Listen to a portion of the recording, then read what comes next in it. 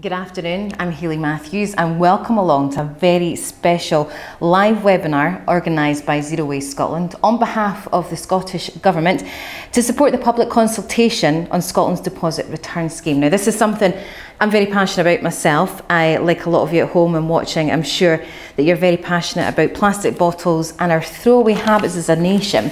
And today what we're trying to do is get your thoughts and your questions about Scotland's deposit return scheme.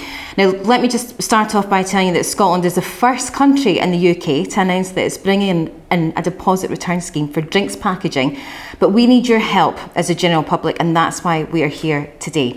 We'll hear your thoughts, we'll get some of your questions, our panel will explain the options for the deposit return scheme, and now this new approach to dealing with empty drinks containers aims to bring an increase in recycling, which is wonderful, improve the quality of material collected for recycling, help combat littering, which is another bonus, and prevent plastic and other materials polluting our rivers, oceans and countryside.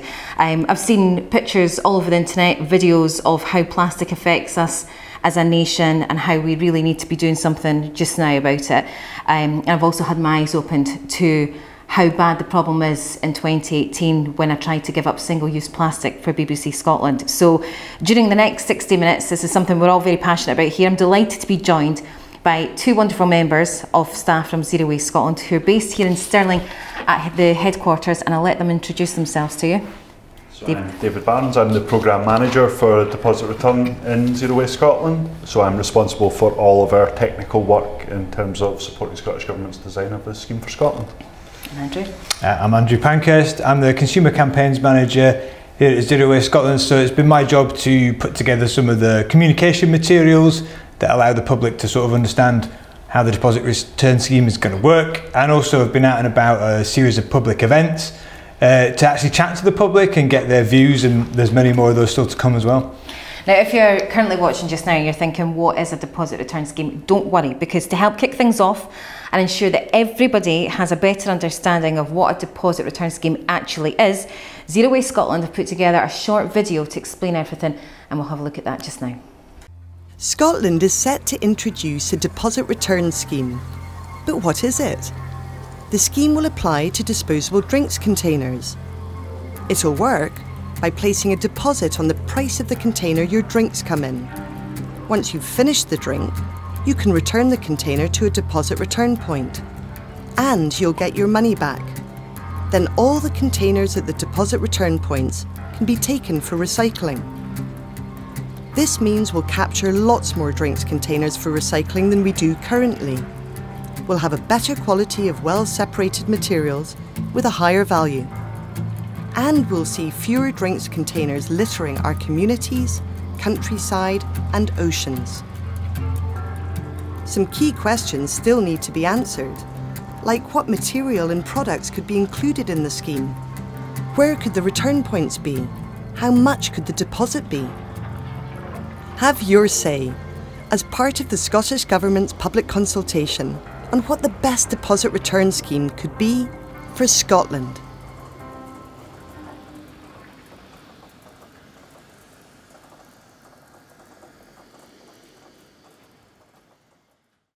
Welcome back to the live webinar at the Zero Waste Scotland headquarters in Stirling. We are doing a live webinar on the deposit return scheme supporting the Scottish Government, and we'd love for you to get involved. We've just seen a very short video there about how a deposit, well, what actually a deposit return scheme is. And we'd love you to get involved. Send in your questions. You can get involved on Twitter, #depositreturn. You can also go on to Zero Waste Scotland's Facebook page, and you can also go onto YouTube Live via the comments panel, or the zerowastescotland.org.uk/ask-DRS webinar, and you can get all the information and comments there. Now, David, we just saw a very short video there, an animation showing us what a deposit return scheme might look like, but can you give us a little bit more insight into how it would actually work and what it actually is? Of course you can, Hayley. So at its simplest, the deposit return scheme is a way of encouraging greater recycling of drinks containers, so things like bottles and cans, by placing a deposit on it when you buy it. So when you buy it, you pay the normal price plus the deposit, and then you get that deposit back when you take the empty container back when you're finished with it. and this type of scheme has been introduced very successfully around the world, so in Europe, in North America, in Australia, and it's been demonstrated to have an impact on recycling and capture more of this material. So Zero Waste Scotland were asked by Scottish Government to look at what the right scheme would be for Scotland, because there's lots of different schemes that are in operation. And the way that we've done that is by engaging hundreds of different stakeholders, by visiting these schemes, by looking at the range of research that's out there to come up with 12 factors that we think influence a deposit return scheme's design. And these factors are basically what makes up the consultations. It's things like what is the deposit level, where should return locations be, what types of material should be included, and the consultation is looking to get people's input on the whole range of factors that make up the scheme design. Which makes sense. But let me ask you, why has it been introduced to Scotland? So at the moment in Scotland, we capture around half of these containers for recycling at the moment. And actually in countries with a deposit return scheme, it can be almost 100%. You can capture almost all the material. And it's not just about capturing the amount of material, it also improves the recycling quality. So you're not just capturing just about all the material, you're capturing it in a way that allows it high value recycling, which creates an economic opportunity. So as well as the environmental benefits, such as reducing the use of virgin resources, reducing energy use, you have this economic opportunity that this creates for Scotland, that actually if you have this material available, then there's an opportunity to do something with that benefits Scotland. I was talking to my 6-year-old about this and about recycling plastic, and I've been trying to encourage him to, be more aware of that kind of thing. And he always says to me, let's pick up the plastic bottle so it doesn't choke the fish. So it's a total win-win for me. I'm completely on board with this. But Andrew, are you able to share some more of the benefits? David's already spoken through some of the benefits. What other benefits would Scotland see for a deposit return scheme? There's sort of two sides to it. So one is the recycling side that David explained there, but then you also get this really beneficial effect on people dropping drinks containers as litter. Because of course, as soon as you assign a value to something, people are much less likely to just unthinkingly discard it. So it's common across all the other deposit return schemes around the world, where they might still have some litter, but they don't tend to see drinks containers occurring as litter. We found people, have really placed a value on those, and they want to take them back and get their deposit, and we think we'll see that here. So that means we'll have fewer drinks containers being littered in our towns and cities, but also crucially in our countryside, and especially where that can, fall into water courses and end up in the ocean. That gets back to that whole debate that we're having at the moment about how can we stop plastic ending up in the ocean and harming marine life. And ever since Blue Planet, that's on everybody's mind. This will play a part in that. It will stop drinks containers becoming part of that problem. And so for that reason, I think it's something that would be really significant and that should have a really beneficial effect on Scotland. Can I ask why now, Andrew? Well, this, I guess, is another step on the road to Scotland developing what we're calling a more circular economy. So that's a term we use in Zero Waste Scotland all the time, but just to explain what that means. At the moment, our economy is kind of based on a more linear model. So we take raw materials out of the ground, we make them into something, we use them once, and then we bury them in the ground again, in landfill or whatever. So I think most people, quite wasteful, well, yeah, and I think most people probably do acknowledge that's not a great system. But it's quite hard to get away from. Our economy is built on that system at the moment. So what we're trying to do is influence industry, but in this case the general public, to be a less throwaway society. So a more circular economy is one where we do take stuff out of the ground to make stuff with it, but then we've placed a high value on that resource. We try and make sure that those resources stay in use for as long as possible, and in as high value state as possible. So it's like the point David made about high quality recycling. When we separate things properly and we have good separate streams of material, they're much easier to reprocess back into high quality items. So that's one part of how this makes our economy a more circular economy, which is a really important thing for Scotland. So there's other examples of us doing that, like for example the carrier bag charge that came in a couple of years ago has reduced the amount of carrier bags we use by 80%, which is a huge, behavioural shift in the general public. It may only be a small part of our overall waste problem,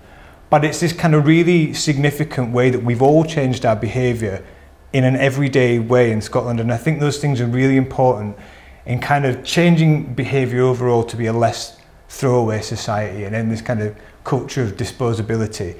And I really think that the deposit return scheme will play another really significant step.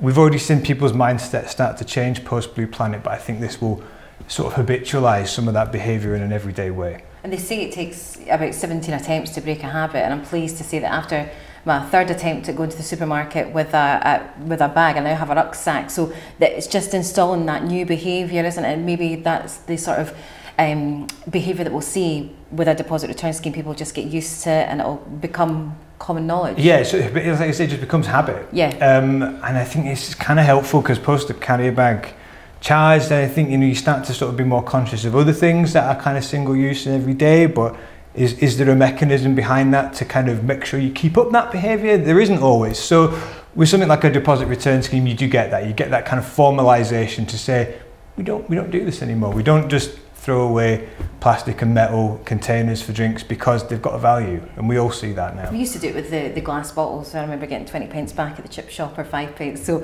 you know, it's good to see that we're going back to that. But we will return back to specific details of what examples will be available later on. Thank you, David and Andrew. Although now is a great opportunity to remind everybody that your opinion is really key to this part of the process. If you would like to get in touch, hashtag deposit return. You can do so on Twitter. You can also join us live on Facebook on the Zero Waste Scotland page, and you can also go onto YouTube. We'll see the live comments there, and zerowastescotland.org.uk/askdrs webinar. We'd love to have your questions. We really need your involvement, so please do get in touch.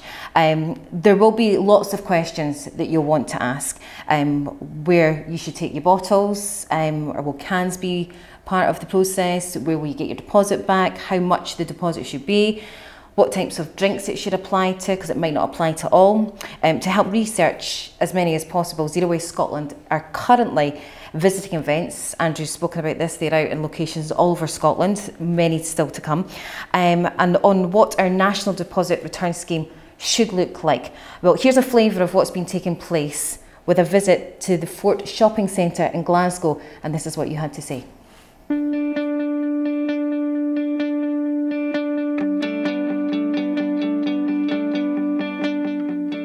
Zero Waste Scotland is here at Glasgow Fort today to chat to people about Scotland's forthcoming deposit return scheme. The government's announced that it's going to bring in a deposit return scheme for Scotland, but we want to know what people think that could look like.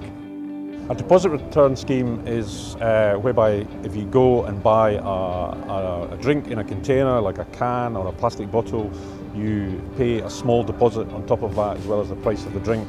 And once you've consumed the drink, you take your container back and you get the deposit back. There's loads of questions that we want the public's opinion on, such as, you know, where they should be able to take their bottles or cans back when they're finished with them to get their deposit, how much the deposit should be, what types of drinks it should apply to. All these things we want people's opinions on, and all these opinions will be factored in when the final scheme is decided.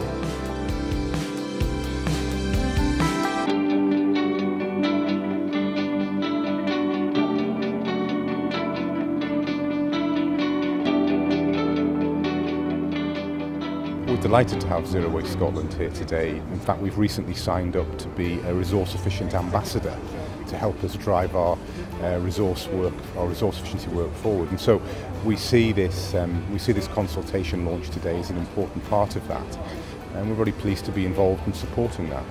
We'll be responding ourselves on our own behalf, but also we'll be encouraging our occupiers and our customers to do so. The deposit return scheme is a key element of resource efficiency, so it's important that as many people as possible have the opportunity to contribute. I'm very happy to be saying that and expressing my feelings, because it's something I really strongly believe in. You see wildlife in the sea and all sorts of distress and all sorts of states because of us, the planet we live in, abusing it basically. So I'd be happy for this deposit scheme and I believe it'd be a big winner with everybody. Hopefully through time that will happen, as is happening just now with the plastic bags. people take their own shopping bag, so hopefully they would either take their own bottle or pay the required deposit. It's a really brilliant way of incentivising people to take their bottles, called cans or drinks containers, back for recycling rather than putting them into landfill or even worse, dropping them as litter. Welcome back, I'm Hayley Matthews and you are currently watching a live webinar hosted by Zero Waste Scotland at the headquarters in Stirling, and we're discussing a deposit return scheme for Scotland. Now let me tell you how you can get in touch, because Zero Waste Scotland website has a full list of venues where the team will be visiting throughout the course of the next few weeks, and you don't have to actually visit. This webinar will give you the opportunity to engage with the process, ask any questions that you may have about the scheme, or maybe make any suggestions, and we'd love to hear your thoughts. You can contact us via Twitter, #depositreturn. Also on Facebook, under the Zero Waste Scotland page, you'll see the live comments. YouTube live via the comments panel, or you can go to www.zerowastescotland.org.uk/ask-DRS webinar. So please do get your questions in, because it's very important that we have your input. This is what this is all about today. Now we have 4 examples to talk about, because after looking at different deposit return schemes all around the world, the Scottish Government and Zero Waste Scotland have identified a number of different factors that play an important role. The key topics that we're keen to hear from you on are as follows. What materials will be collected? What types of products will have a deposit on them? How much the deposit should be? So we'd love to hear your thoughts on that. Where you'll be able to get the deposit back. Would you welcome the chance to donate the deposit to a good cause? You may be an avid recycler already and you'd maybe like to pass on the deposit to a good cause. The Scottish Government is also consulting on how we measure success and effectiveness of a deposit return scheme, how the scheme will be paid for, how this scheme is communicated so everybody understands it. Again, that's what we're trying to do today, to make sure that everybody knows what a deposit return scheme is, what it might look like, how it will shape up, and to answer any of your questions. How to prevent fraud in the scheme, what infrastructure to put in place and the logistics involved, how to create additional benefits from the scheme, who owns the scheme, and how the scheme is regulated. So to enable people responding to the consultation to get a feel for how these factors should combine to create different deposit return scheme options for Scotland, the Scottish Government and Zero Waste Scotland have developed 4 examples featuring different approaches to these factors. Now, it should be made really clear that these are not options or choices. You're not being asked to vote on them. They're only there to help understand how factors might work together so that you can give an opinion on the scheme design factors that you think would work best for Scotland and give us the best outcome. So we've got a video just now that will explain those 4 factors, and I'll let you have a look at that just now.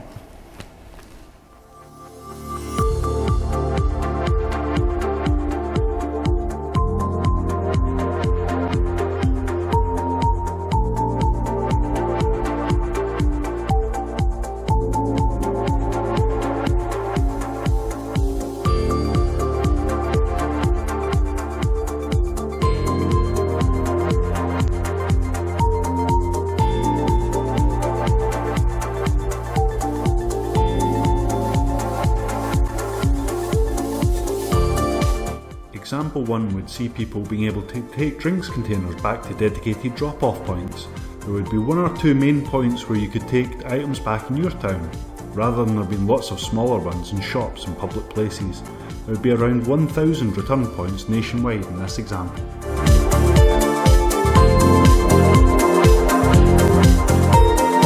This scheme would see deposit return points being placed in towns of a certain size where you can bring back some types of plastic bottles, aluminium cans, steel cans and glass bottles to get back the deposit on the container when you bought it. The type of plastic bottles would be ones made of a plastic called PET, which is most common kind for fizzy drinks and bottled water. Under this example, shops selling drinks in containers wouldn't have to take your containers back. There would simply be a few drop-off points in most towns where you can choose to return your drinks containers. The drop-off points would have reverse vending machines so people can put their drink containers in and get their money back.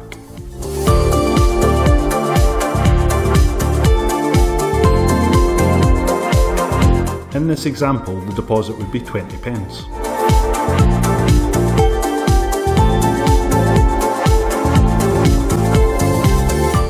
companies responsible for drinks packaging would need to work together to create a non-profit organisation that would run the deposit return scheme.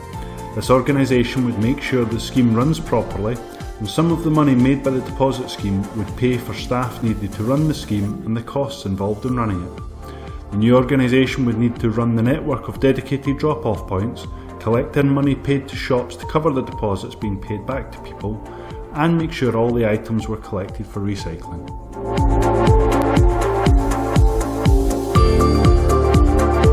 Schemes like this in North America and Australia may see around 60% of drinks containers being recycled.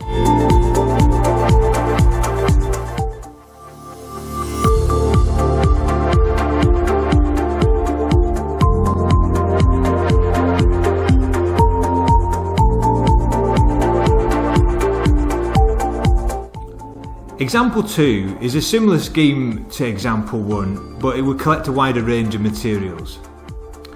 In example 2, shops selling above a certain amount of drinks would have to provide deposit return points if there wasn't a dedicated drop-off point nearby. There'd be around 2,000 deposit return points nationwide in this example.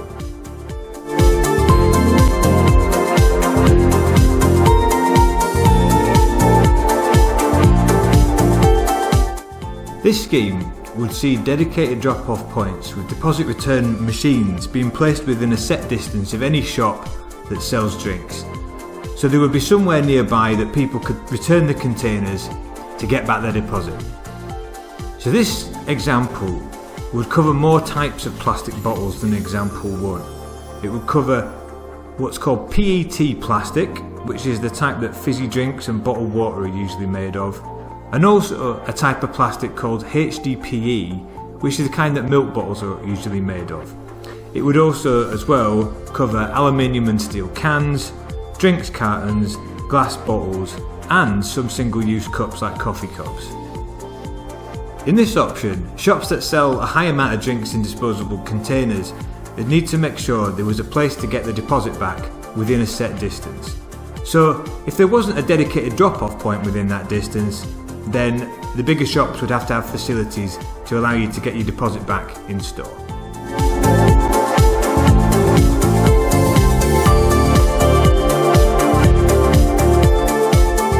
In this example, the deposit would be 20 pence.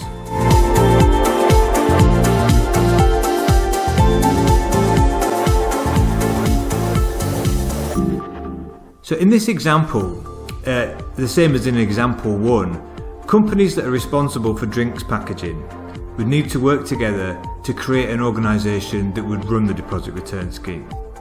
And this organisation would need to make sure that the scheme runs properly, that some of the money made by the deposit scheme would pay for the staff needed to run the scheme, and also the other costs involved in running it.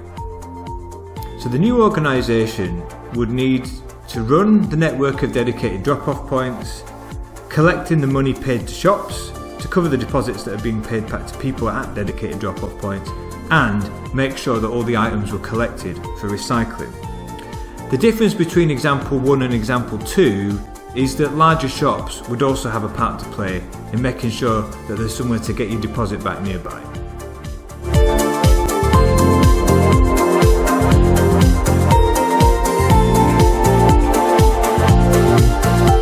Schemes like this that run in California and Maine, in America and British Columbia and Canada may see around 70% of drinks containers being recycled.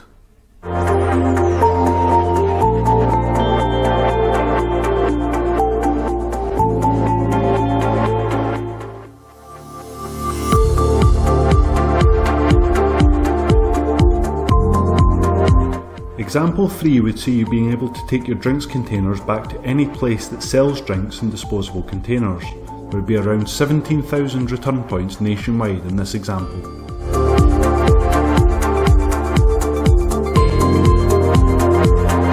This example would mean that any place that sells drinks in disposable containers would have to provide a deposit return point. You'd be able to take your container back to any of these. It wouldn't have to be the same one you bought the drink from. It would mean there are a lot more places where you could claim your deposit back in your local area compared to examples 1 and 2. Bigger shops may have machines to collect the bottles and cans, and return people's deposits. Smaller shops or cafes with less space could return deposits over the counter. This example would cover some types of plastic bottles, aluminium cans, steel cans and glass bottles.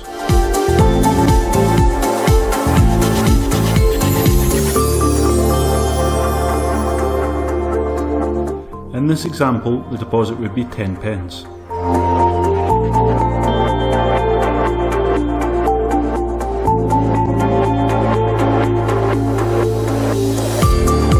Similar to examples 1 and 2, the companies responsible for drinks packaging would need to work together to create an organisation that would run the deposit return scheme. This organisation would make sure the scheme runs properly, and some of the money made by the scheme would pay for the staff and other costs involved in running it. It would need to make sure the shops and other places receive the money for all the deposits they return to customers. It would also arrange for the containers to be regularly collected and recycled.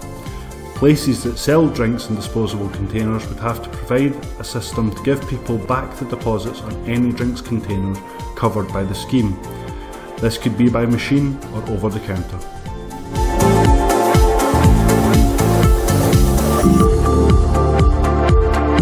Schemes like this in Scandinavia and the Baltic states may see around 90% of drinks containers being recycled.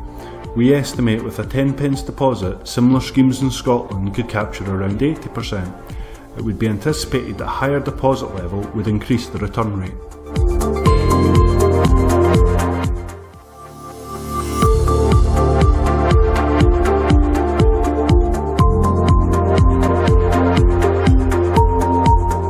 Example 4 is similar to example 3, where you'd be able to take your drinks containers back to any place that sells drinks in disposable containers.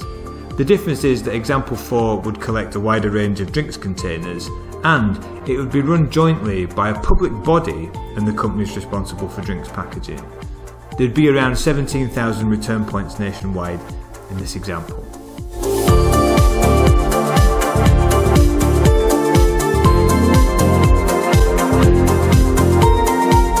This scheme is similar to example 3 and would mean that any shop that sells drinks in disposable containers would have to provide a deposit return service so you can get back the deposit you paid on the container when you bought it. You would be able to take your container back to any of these shops, so it wouldn't have to be the same one that you bought the drink from. The difference with example 4 is that it would collect a wider range of drinks containers. It will collect PET plastic, which is the kind of plastic that fizzy drinks and bottled water are usually made of, and also a type of plastic called HDPE, which is the kind that milk bottles are usually made of. It would also collect aluminium and steel cans, drinks cartons, glass bottles, and some single-use cups like coffee cups.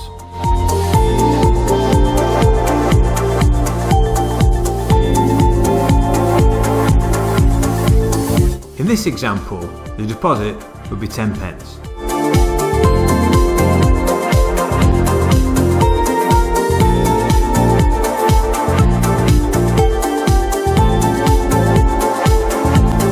This option would see an organisation made up of representatives from the public sector and leaders from the companies responsible for drinks packaging being set up to run the scheme.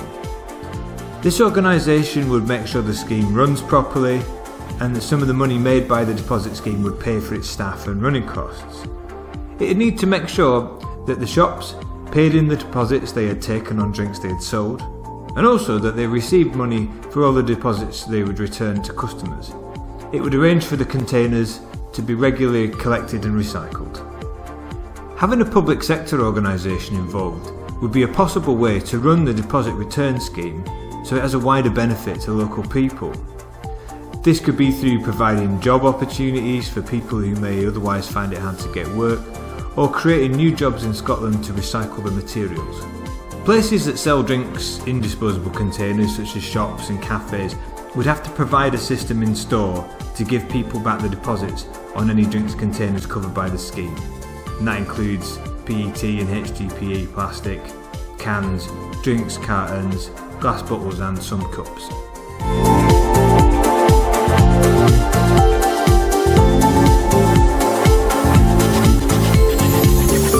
The closest equivalents to this example are the ones that exist in Scandinavia and the Baltic states, which see around 90% of drinks containers being recycled.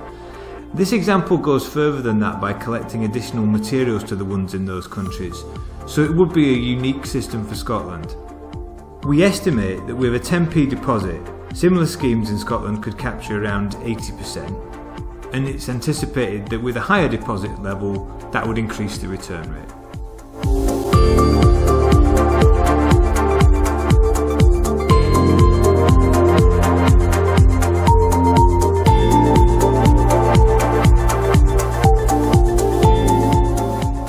Lots of wonderful information in that video there about the 4 different factors and how deposit return scheme could shape up for Scotland. If you've just joined us, welcome back. My name's Hayley Matthews. You're watching a live webinar for Zero Waste Scotland at the headquarters in Stirling on behalf of the Scottish Government in support of the deposit return scheme.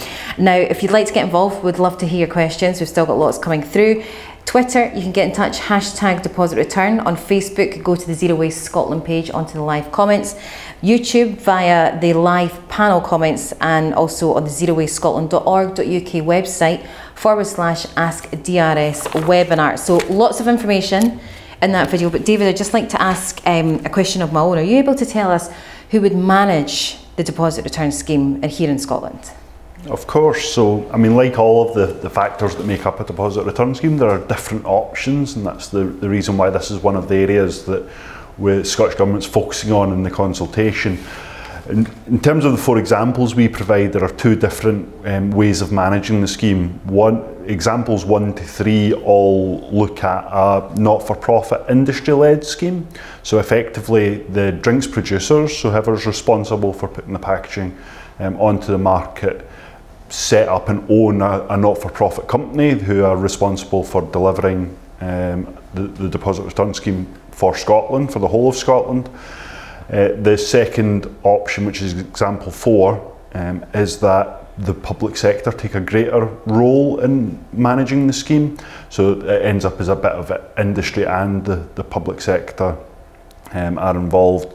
And effectively, as I said, a company set up to deliver all of the infrastructure and movements that you need to operate a deposit return scheme in Scotland.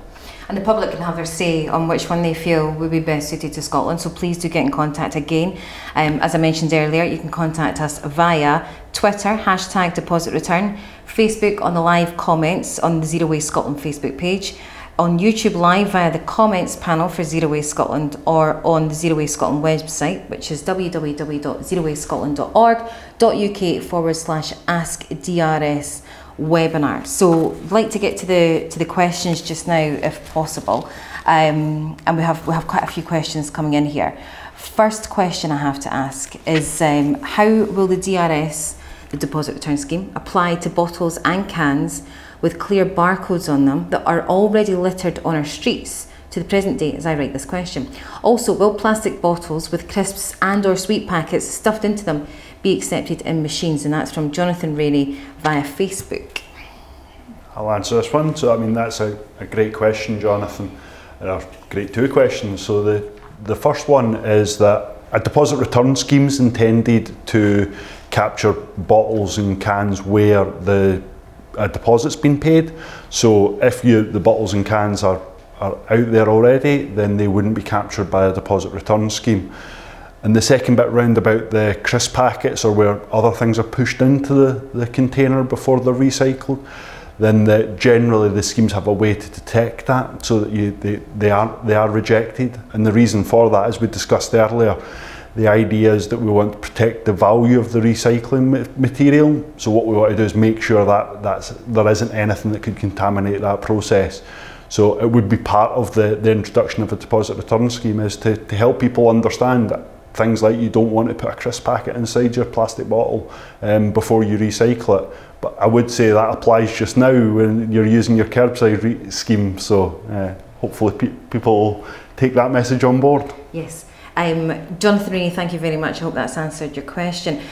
We also have Soph Notley Wells on Facebook and Jim Morrison on Facebook. Both ask, did the questionnaire need to be so long and convoluted? It's not exactly enticing to the general public when it takes ages. It's very long and very complex. does it have to be so? I mean, I suppose as we're sort of starting to unpack, as we discuss all the different elements of it, introducing a scheme like this that applies to so many people across Scotland in all different types of areas and all the different players that are involved, from shops and supermarkets and drinks producers, it's quite complicated. So I think, you know, in fairness, the consultation questionnaire is probably about as long as it needs to be for us to get the right amount of information from people to make sure that the scheme that's introduced is the right one. However, for members of the public that are responding to it and they're thinking, I don't really know what to say about how we prevent fraud in the scheme and all these things, it's worth being aware that you don't need to answer all of the questions. So you can go through the questionnaire and answer the questions that you feel that you have a valid opinion on, and for ones where you think that's a bit technical, it's not really my place to say, just leave it blank. Submit the questionnaire, and all of your responses for the ones that you have answered will be taken into account, and we will understand that you may have skipped some questions because you didn't really have an opinion on them. So it sounds like any information, any input from the general public, regardless how little it is really important. Yeah, you could go in and answer one question if you wanted, although there are probably about like 5 or 6 that, you know, most people could, you know, just venture an opinion on without having any sort of technical foreknowledge, really. So as much as you can, the more the better. Yeah. And if it's any consolation, you only have to do it once, I suppose. So, you know, and look at the plus side to this, to the outcome that we'll have here. It's worth saying, we were chatting earlier about how people would do that. So it's consult.gov.scot. So if you put that into your web browser, that'll take you straight to the Scottish Government's kind of consultation portal, and the deposit return consultation is on the first page. Thank you, Andrew. So consult.gov.scot. Yeah. Right, I'll do that this afternoon when I go home, because I've not done mine yet, so I hope you join me in doing the same. I have a question for you, David, which is from Leonie on Facebook. When is it going to be introduced? Thank you, Leonie. So we haven't set out a deadline, or the Scottish Government haven't set a deadline for the introduction of a deposit return scheme in Scotland, and the reason for that is it is dependent on what the final scheme design is, which your consultation responses will help to influence. So that's the reason why we're keen to get as many people involved as possible. What I would say is the Scottish Government are ambitious and do want to introduce this as soon as possible. And the Cabinet Secretary has indicated that he would like to see it introduced in this parliamentary term.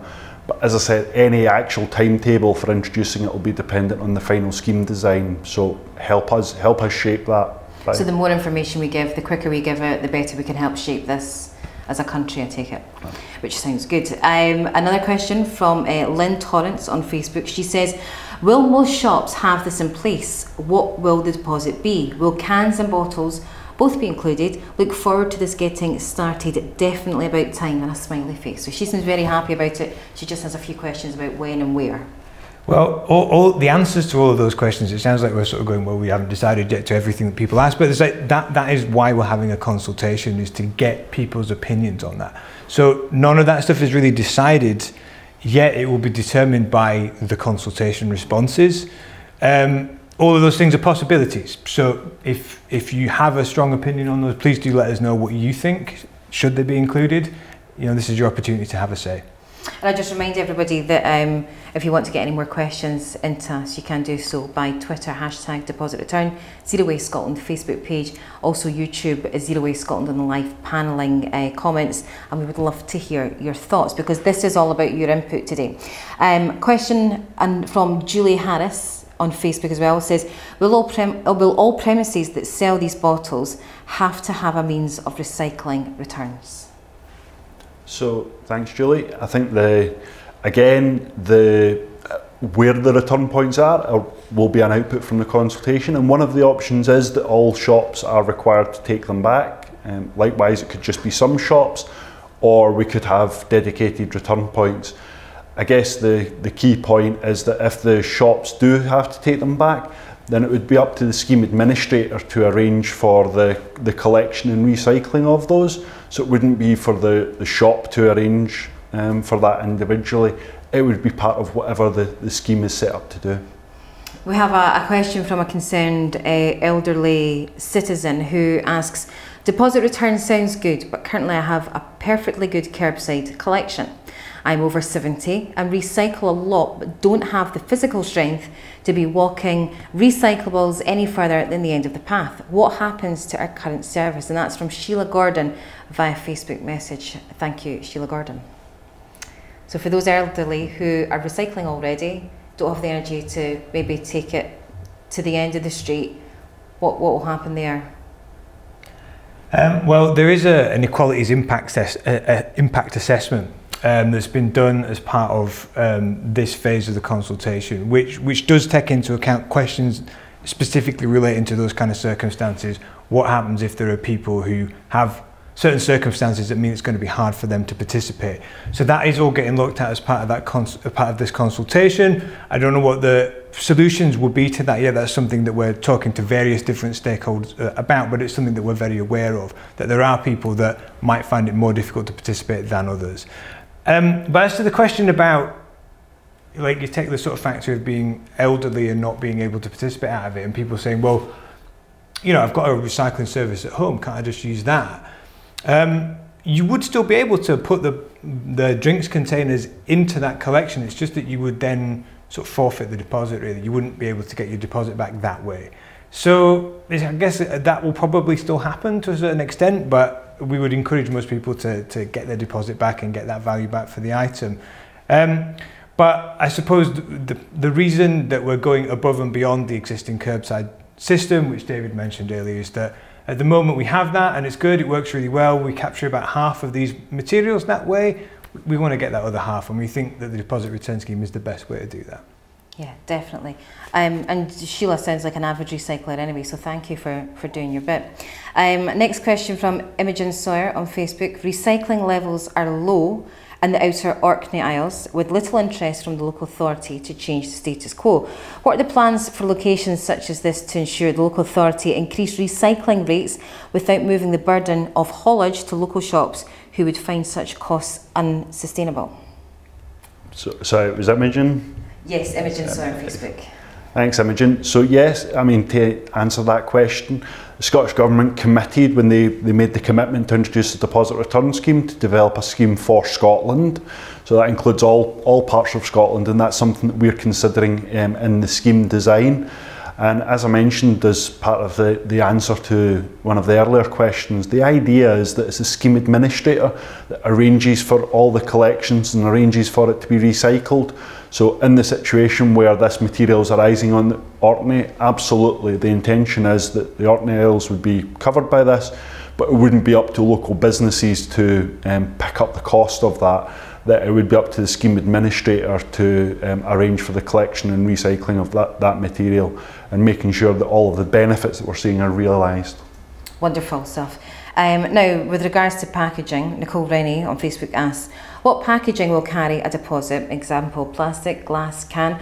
Will other materials for recycling be presented for legislation? Okay, yeah, so there's in the consultation, it asks about quite a wide range of material. So people are able to offer an opinion on whether they think the deposit return scheme should capture PET plastic, which is kind of a technical term, but it tends to be the type of plastic that fizzy drinks bottles and bottled water are made of. And then also another type of plastic called HDPE plastic, which is the type that milk bottles tend to be made of. So two types of plastic bottle.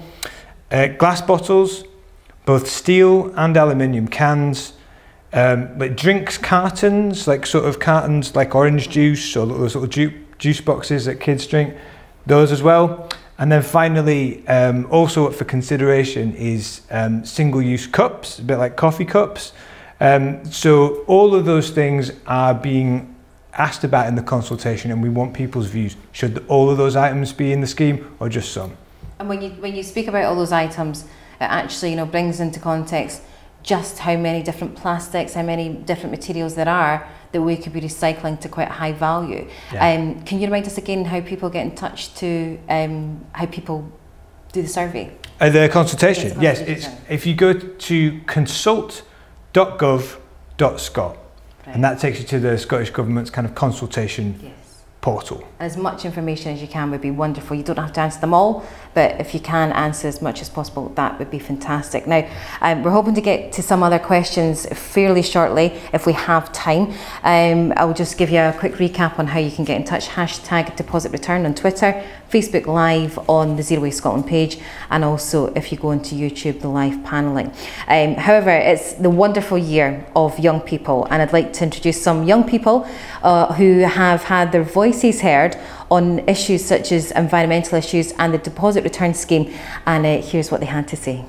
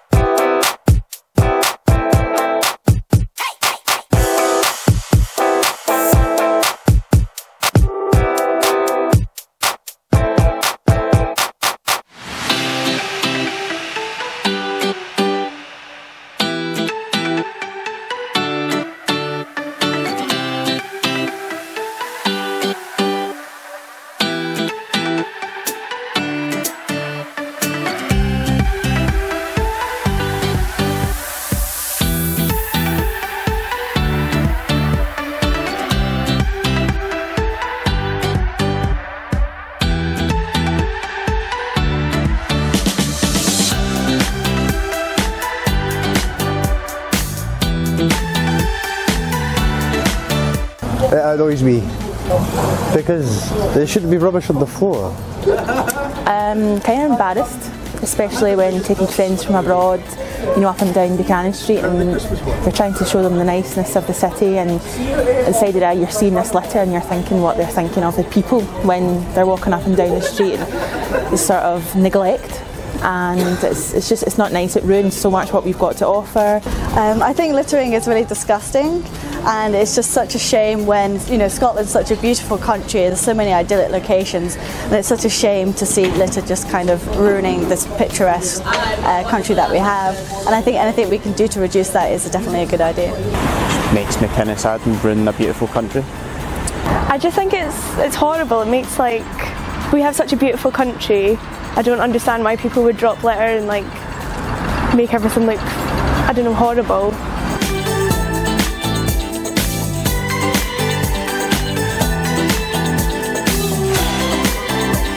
More. We need to recycle more because there's just too much rubbish everywhere. I separate all the plastics from the glass and then I get rid of everything. Recycling, yeah, so not good. A lot of confusion, especially when you talk to people that don't know which item goes in which bin. Different council areas, different rules, different colours of bins. People very unsure. It's highly reliant, I would say, on convenience for people. I think recycling is good, and everyone should be trying to do more. It's good for the environment. Nothing bad about it. No point in not doing it. I think recycling is definitely a good idea, and if we can raise awareness within the public of what people can recycle in their homes, what materials are made out of and what their local authorities can collect, I think that would be a very useful thing. But I think all in all it's something that we should be doing more of.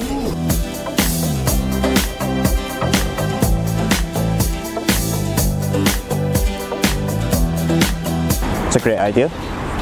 Do it with glass bottles, why not then? I think we should be adding a deposit to drinks containers because other countries you see that it's really worked well, such as in Germany or Scandinavia, and I think it would really work well in Scotland as well. I mean, we see that people are really on board with the plastic bag charge, and so I think it's something that the public will definitely think is a good idea once we get used to it, and it means that we can recycle more of our plastic bottles and it doesn't end up on our streets, which can only be a good thing. Possibly, but I know folk could be annoyed at it, having to pay extra just to get a drink. I think it's a really good idea because it works quite well in like Germany and stuff, so I think it works. It's quite a win-win situation anyway, because sometimes people will leave it and then like homeless people can come and collect them, and then that's a good way for them to get money as well. I definitely think it will push change, behaviour change, like using the 5p single-use bag tax.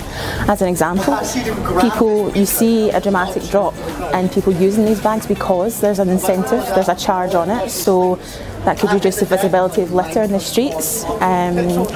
So yeah, I would welcome it. It's just the price that maybe people would focus more on.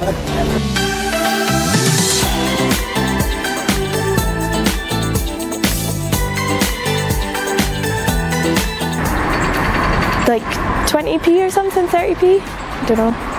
Oh, like 10, 20 pence. So basing it on, like, say £1 for a bottle of water, if I'm out and about and then feel the need to buy it, around about 10 pence, probably no more. Because people will have a shock. It's not something we're used to when we're out and about, so anything higher than that I think it will cause a bit more upset. So yeah, 10 pence or under. Probably 10, 20 pence maybe. I think a reasonable amount for the deposit could be around maybe 10 to 15p. So I think that's, when you buy it in bulk, it wouldn't be too expensive, but then it's also worth taking back because you can add that up and you can save over time.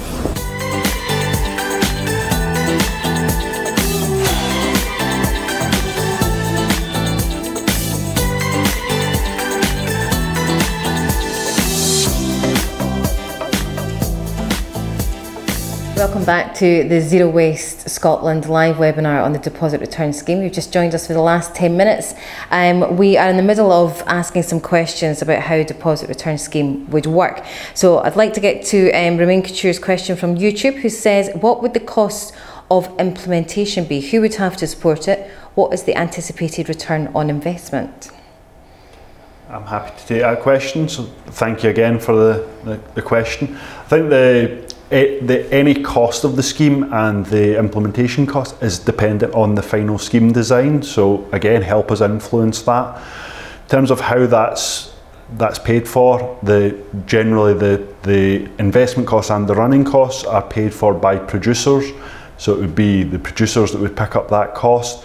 But I guess the key thing is that all of the 4 examples that we've produced for the consultation all have a positive overall impact for Scotland, so whichever form of deposit return scheme you pick, you end up with a positive overall impact. It's about getting the right one for Scotland, and it's broader than the economic impacts as well. As Andrew mentioned earlier, there are social benefits and other environmental benefits, so it's important we consider everything in the round. Jenny Hume on Facebook asks, do any of the Scandinavian countries have elements of public sector ownership? Thanks, Jenny. So none of the Scandinavian ones have public sector ownership in terms of there are examples out there. So the Scandinavian schemes are generally all system industry-led, not-for-profit companies. The North American schemes have a greater percentage of public ownership ones. And there are actually a mix as well, so some of the Australian ones, and Malta's now planning a deposit return scheme, and they're being progressed where the public essentially issue a tender to get a private company that's not involved with the industry to deliver the scheme. So there is, in terms of the existing deposit return schemes, there's a really good mix of different ownership models, but again, it's about getting the right one for Scotland. FBS Scotland on Twitter are asking, in return to retail #deposit return, how long will it take for businesses to be reimbursed for the deposits they give out to customers?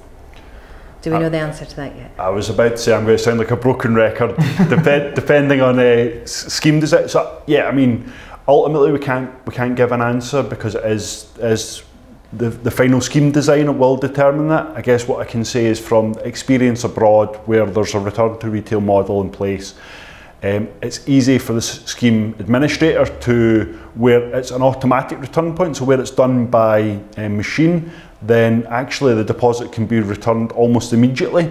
And the reason for that is because they're able to confirm straight away that it's a deposit bearing container that money's been refunded on.